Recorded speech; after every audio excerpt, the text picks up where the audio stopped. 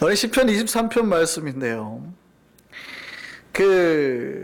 영국의 위대한 설교자 있어요. 여러분 많이 아실지 모르겠는데 찰스 스펄전이라는 목사님이 있는데요. 이분이 시편 23편을 가르쳐서 이렇게 말했어요.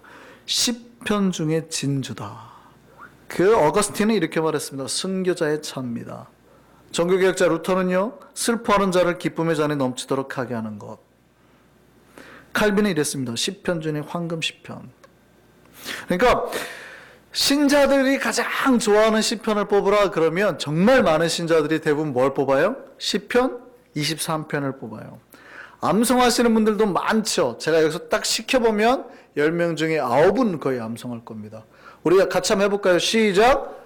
여호와는 나의 목자시니 내게 부족함이, 옛날 버전일 수도 있어요. 개역성경 버전일 수도 있어요. 그가 나를 푸른 초장에 누인다고 해도 되고 풀밭에 누인다고 해도 괜찮아요. 똑같은 말이니까. 메시지가 내 마음속에 살아있으면 돼요. 어쨌든 대부분 암송할 수 있잖아요. 다 좋아하죠. 시편 23편 좋아합니다. 왜 근데 시편 23편을 좋아할까요? 여기 유태인이나 이거 상관없어요. 다 좋아요, 다. 캐톨릭이든 개신교이든 다 시편 23편을 좋아해요. 왜 이렇게 시편 23편을 신자들이 좋아할까요? 그 내용이 달달해서 그래요. 그 내용이 우리 귀에 진짜 달콤해요. 나를 지키신 하나님, 인도하신 하나님, 내 잔이 부족하지 않게 채우신 하나님, 그런 내용들로 가득하다고요. 그러니까 시편 23편을 다 좋아해요. 듣기 편하다고요. 만약에 시편 23편 내용이 너 똑바로 기도 안 하면 가만 안 둘 거야. 예배 때 늦게 오면 너 혼낼 거야. 11대 똑바로 안 하면 이번 주 재미없어. 만약에 이런 내용들로만 가득 차 있다면 절대 우리는 시편 23편을 좋아하지 않을 겁니다. 시편 23편 내용은 대부분 우리 귀에 달달한 내용들이 있다는 얘기예요. 내가 어쨌든 하나님이 나를 지켜주는구나, 함께하는구나, 이런 내용들. 그런데 우리가 이 시의 진면목을 안다면 우리는 이 시편의 깊은 세계를 다시 한번 깨달을 수 있게 됩니다. 많은 사람들이 이 시를 다윗이 쓴 시죠. 그건 아시죠? 근데 다윗이 목동 때에 썼다고 생각하시는 분들이 꽤 많아요. 왜냐하면 여호와는 나의 목자시니, 그러니까 다윗이 목동 시절에, 유년 시절에 썼다고 생각하는 사람들이 많습니다.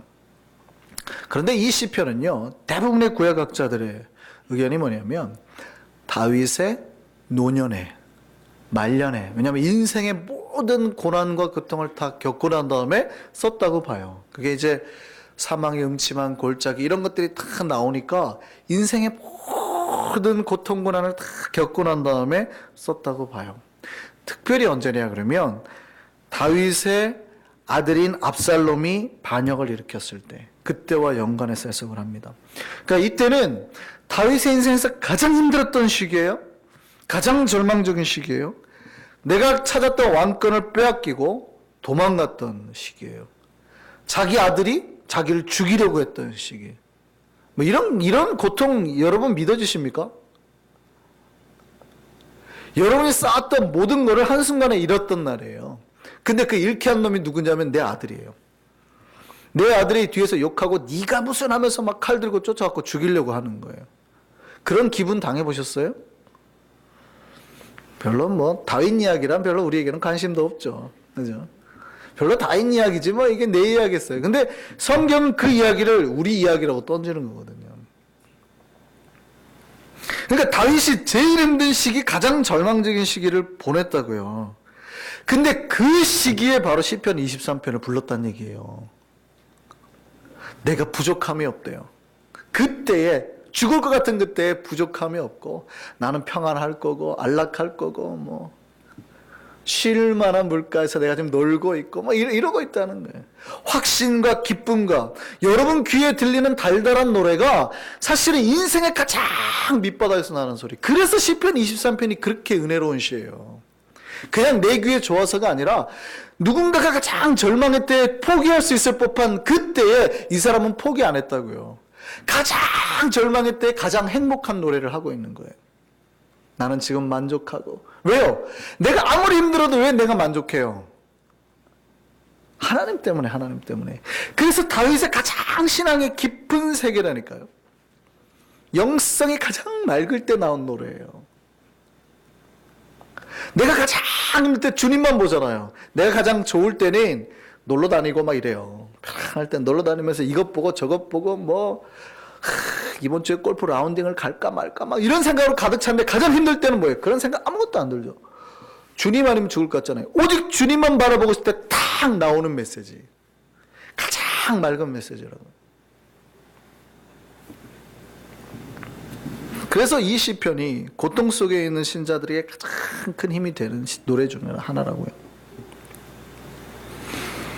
다윗은 이 시편 잘 처음은 이렇게 말하고 있습니다. 여호와는 나의 목자시니.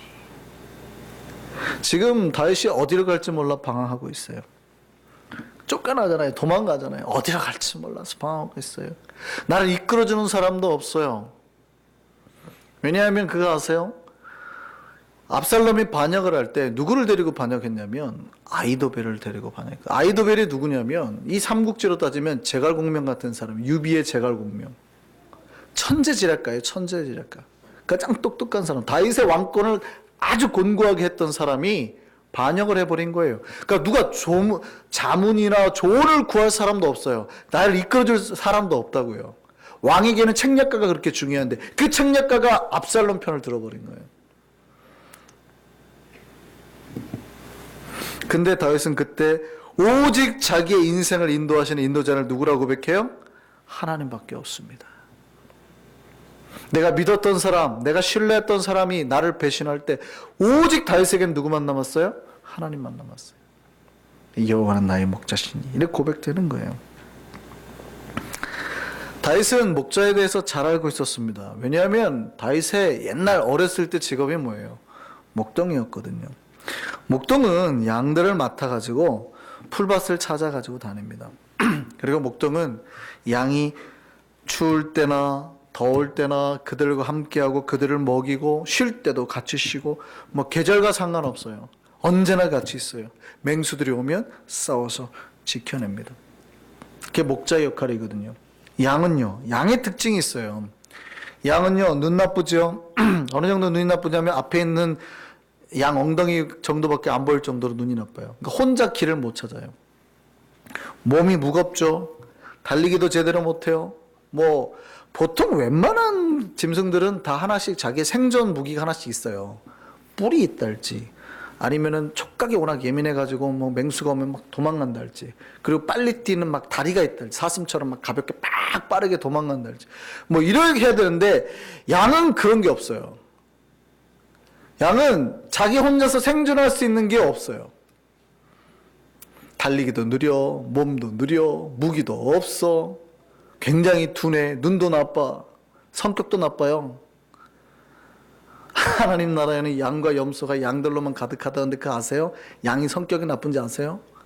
모이면 더우니까 양은 밀어내요. 옆에 누가 오면 막 쳐내요. 여호와는 우리는 그의 기르시는 양이라가 딱 맞는 표현이에요. 양들이 성격이 고약합니다. 누가 옆에 오면 잘 못 받아주고 막 들이받아요. 더워가지고 막. 양은 혼자서는 물도 못 찾고 아무것도 못하는 존재예요. 양에게는 누가 필요하냐면 목자가 필요해요. 근데 양은 그 목자만 따라가면 다 해결되는 존재거든. 다윗은 목자 없는 인생 같은 자기가 바로 그 양이라고 고백하고 그래요. 그 나의 유일한 목자는 누구예요? 하나님이라고. 그 고백하고 있는 거예요. 나를 쉴 곳으로 풍족하고 인도하실 분이 하나님. 나를 위험으로부터 지키실 분이 하나님. 목자가 양을 지키는 인도함을 그 표현, 다윗이 쓰는 상징의 표현이 두 가지가 있었어요. 시편 23편에 뭐죠? 목자가 양을 지키는 상징 두 가지가 있었어요. 그의 지팡이와 막대기가. 지팡이와 막대기는 제가 지난번 설명드린 적이 있는데 비슷해 보이지만 다른 거예요. 지팡이와 막대기는. 그러니까 목자가 지팡이를 쓰는 때는 뭐냐면 그 감람나무 있죠. 올리브나무. 그 올리브나무의 뿌리로 만드는데 길어요.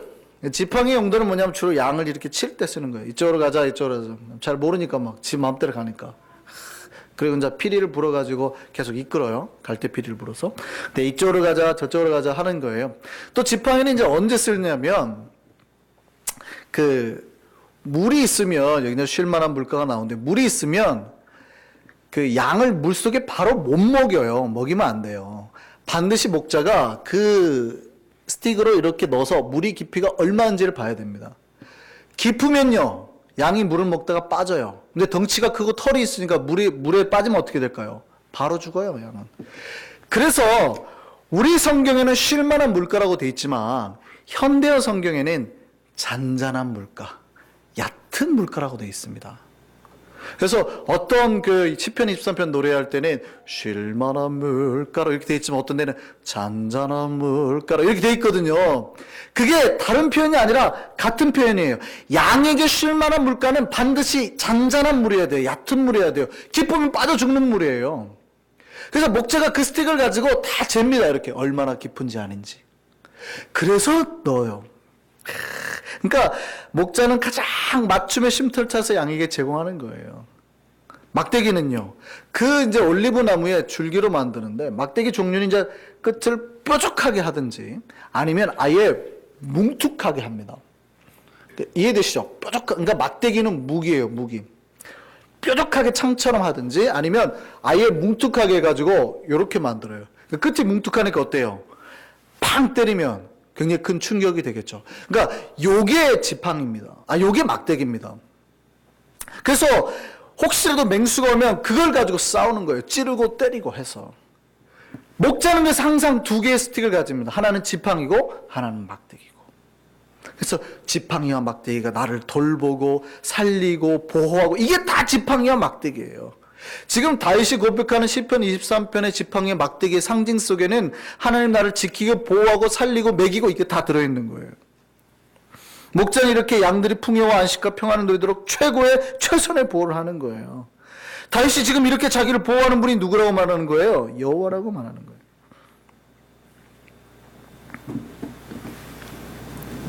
양이 언제 이런 평안과 안정과 풍성한 복을 받게 될까요?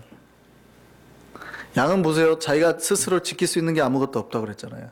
그럼 양은 언제 자기가 이렇게 평안도 누리고 복도 누리고 뭐 물가도 누리고 뭐 초장도 누리고 언제 이런 걸 다 누리게 돼요? 목자가 이끄는 대로 따라갈 때, 목자가 이끄는 대로 따라가는 양만 누린다는 거예요. 목자가 이끄는 대로 따라가지 않는 양은요, 언제 죽는지 모르게 맹수가 와서 먹어가는 거예요. 그래서 양은 반드시 목자를 따라가야 되는 거예요. 근데 여기서 이제 저희가 한번 살펴보죠. 목자를 따라가는 길이 꼭 좋은 길만 있을까요? 오늘 본문을 보면 목자가 오늘 이렇게 돼 있어요. 다윗이 뭐라고 고백하냐면 4절 보면 내가 사망의 음침한 골짜기로 다닐지라도 해를 두려워하지 않겠다 이렇게 말을 하거든요. 사망의 음침한 골짜기를 다닐 때 햇볕이 비추는 걸 두려워하지 않겠다 이런 표현일까요? 그게 아니라 해는 상함을 말하는 거예요. 어떤 인저리 같은 거죠. 그러니까 누가 나를 공격해갖고 막 상하고 찢기고 했던 그런 상해를 두려워하지 않겠다 이런 말이에요. 근데 보세요. 골짜기를 가는데 왜 해를 받아요? 골짜기를 가는데 왜 내가 상함을 받냐고요. 잘 생각해 보세요. 우리가 잔잔한 물가로 생각했잖아요. 근데 광야는 이 일반 그 좀 높은 평야지대에서 햇볕이 내리쬐니까 물이 있을까요? 없을까요? 없어요. 그러니까 비가 막 왔거나 아니면 급류가 갑자기 한번 나오는 경우가 있는데, 그러면 그 물가가 다 어디 형성되냐면 낮은 지대에 형성되는 거예요. 골짜기를 따라서 낮은 지대의 물이 형성이 되는 거예요. 그러면 그 낮은 지대의 물을 가려면, 쉴만한 물가로 가려면 어디를 지나쳐야 돼요? 골짜기를 지나쳐 가야 되는 거예요. 계곡을 내려가야 된다는 얘기예요. 위에는 없으니까. 근데 계곡을 내려가는 그 계곡이 어떻게 해요? 그늘졌죠. 근데 광야는 엄청 더우니까, 낮에는 뭐 엄청 올라가니까 온도가. 그러면 보세요. 광야에 양들만 사는 게 아니라 맹수들도 산단 말이죠. 일이나 늑대나 표범 같은 것들이 사는데, 이 뜨거운 햇볕을 맹수들이 받고 있을까요? 아니면 그늘에서 쉴까요? 자, 보세요. 그러면 그늘이 그 맹수들의 안식처, 맹수들이 쉬는 자리가 어디예요? 골짜기예요. 그러니까 내가 물가를 향해서 목자들이 이끌어가는 그 골짜기가 다 뭐예요? 맹수들이 우글거리는 데예요. 가면은 맹수가 있다고요. 여기서 한번 생각해 보죠. 하나님이 분명히 우리의 목자가 되어서 여러분을 이끕니다. 믿으십니까? 여호와가 여러분의 목자임을 믿으십니까? 그런데 어쩌면 하나님이 우리를 쉴 만한 물가 푸른 초장으로 이끌어 내려가는 그 골짜기가 양들의 눈에 보기에는, 여러분의 눈에 보기에는 어떤 골짜기예요? 딱 죽기 좋은 골짜기예요. 사망의 음침한 골짜기. 이해되세요? 보니까 이게 장난이 아닌 거죠. 뭐 늑대가 막 으르렁대고 이런 데란 말이에요. 하나님 길 따라가니 살 줄 알았더니 하나님이 뭐 초장으로 데려다 줄게, 걱정하지 마, 너를 쉬게 해줄게 하고 따라갔더니 그 길이 웬걸 딱 죽게 생긴 거예요. 그때 여러분은 어떻게 하겠습니까? 그래도 목자를 믿고 따라가겠습니까? 아이고 이거 갔다간 죽는다고 도망가겠습니까? 도망가면 죽는 거예요. 도망가는 것을 기다리는 거였어요. 누가요? 맹수들이. 어느 양이 살아요? 그 목자를 믿고, 그 목자의 막대기를 믿고 목자를 따라가는 양이 사는 거예요. 그리고 그 골짜기를 지나면 반드시 뭐가 있어요? 쉴 만한 물가가, 우리가 먹어도 죽지 않을 물가가, 잔잔한 물가가 있다는 거예요. 다윗이 그 목자가 하나님이라고 고백하고 있는 겁니다. 그래서 양들은 아무리 으르렁대도, 맹수가 으르렁대도 두려워하지 않는 거예요. 목자를 믿기 때문에. 여러분이 양입니까? 여러분 마음에 두려움이 사라지시기를 바랍니다. 사실은 광야에서 쉴 만한 물가를 찾는다고 하는 게 쉬운 일이 아니래요. 왜냐하면 광야에는 물이 없죠. 물이 거의 없고 혹 웅덩이가 있다 하더라도요, 요걸 먹으면 대부분 배탈이 난대요. 사람이든 짐승이든. 왜냐하면 햇볕이 워낙 세고 이러니까 세균이 번식을 해가지고 그 물을 먹기가 쉽지 않대요. 그러니까 언제냐면 비가 왔을 때 생기는 그 깨끗한 웅덩이, 그렇지 않으면 급류가 생겼을 때 요거를 딱 찾아내는 거예요. 근데 목자는 그걸 알아요, 몰라요? 안다는 거예요. 그래서 사실은 여호와는 목자시니 내게 부족함이 없으려다 그가 나를 푸른 초장에 누이시며 쉴 만한 물가로 인도한다는 얘기를 우리가 생각하기에는 뭐 요 동네 가면 내과가 있고 저 동네 가면 내과가 있고 뭐 가면 있겠지라는 게 아니라, 정말 갔는데 그 물이 내가 먹을 물이고 얕은 물이고 세균이 감염 안 되는 물은 하나님의 은혜라는 거예요. 여러분 인생에 만나는 펼치는 푸른 초장이 막 딱딱 되는 게 아니라 하나님의 계획과 은혜로 딱딱 이루어진다는 거예요. 목자가 인도하는 대로 가서. 여러분 앞에 펼쳐진 그 모든 것들이 하나님의 계획 속에 있음을 믿으시기 바랍니다. 그러니까 양은 자기 혼자 물도 못 찾아요, 살지도 못하요, 생존도 안 되지만 목자만 믿고 따라가면, 비록 그 길이 어쩔 때는 죽음의 길을 가는 것처럼 보이는, 그 골짜기 길을 가는 것처럼 보여도 목자만 따라가면 반드시 내가 쉬고 먹고 마실 수 있는 안식처가 있음을 기억하시고 믿으시기 바랍니다.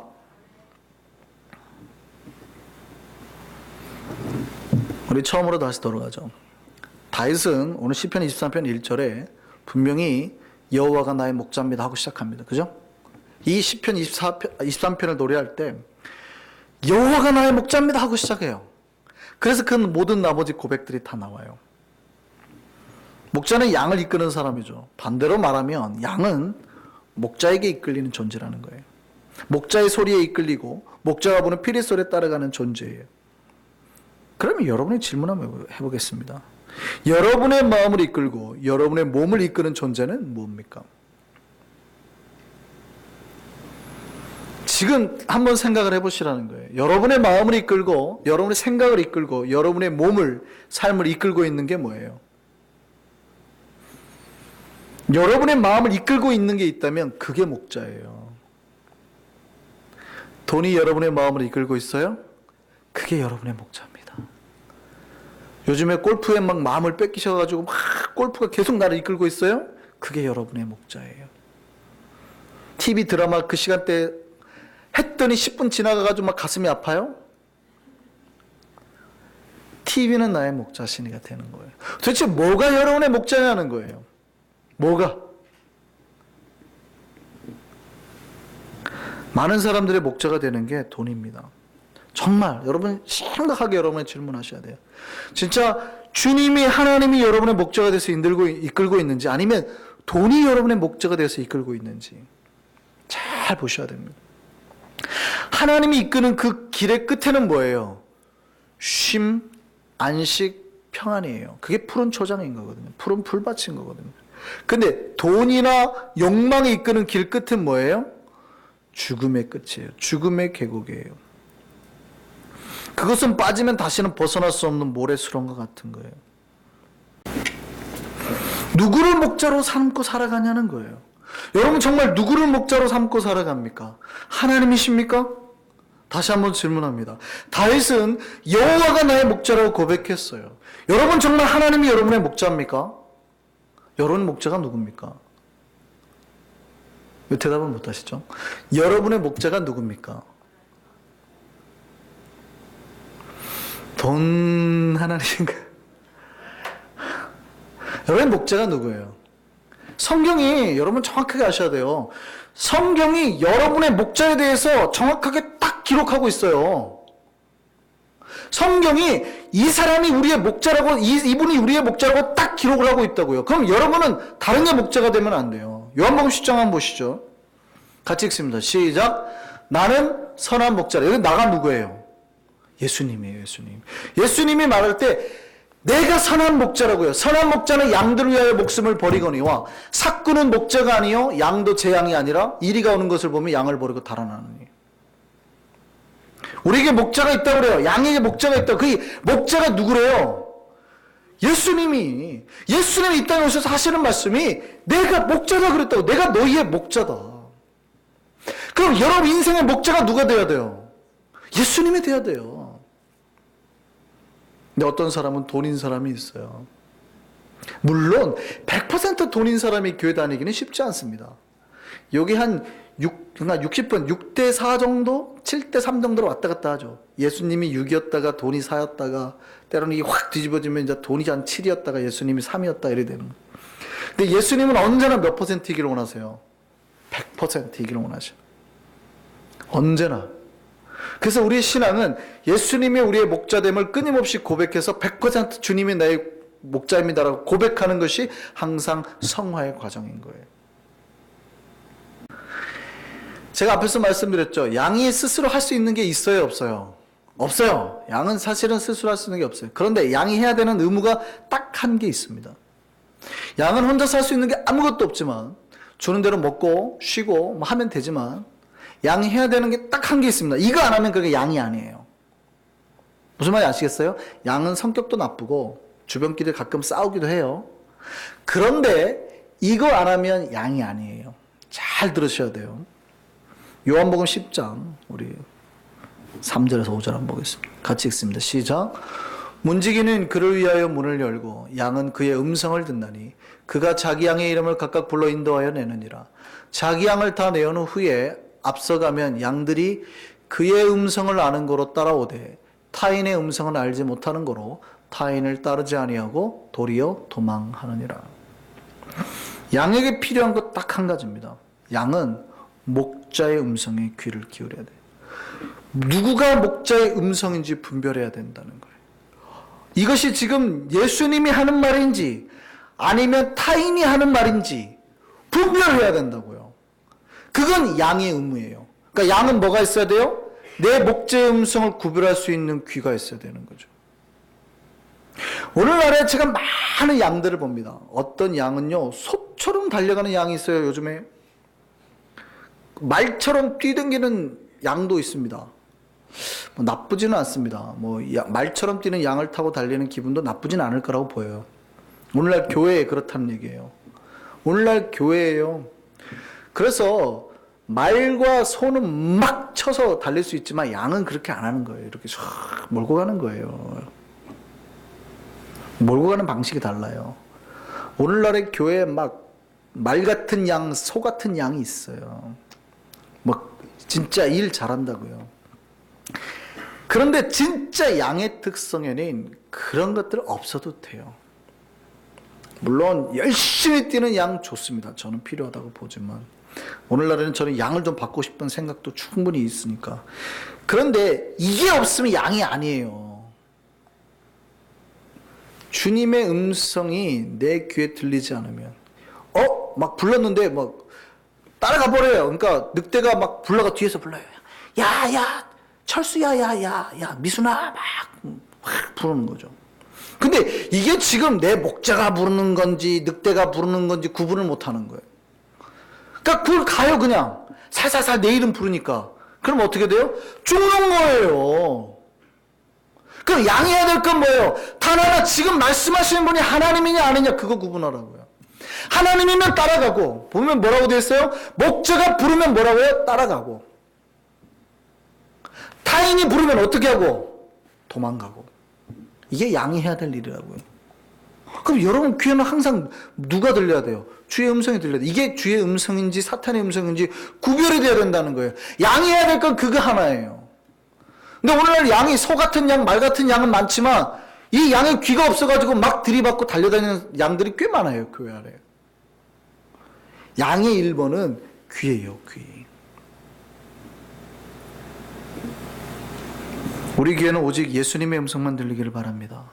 다른 어떤 유혹의 소리에도 내 귀에는 목자의 음성과 정확하게 구별되기를 바랍니다. 그 다른 소리에는 도망가세요.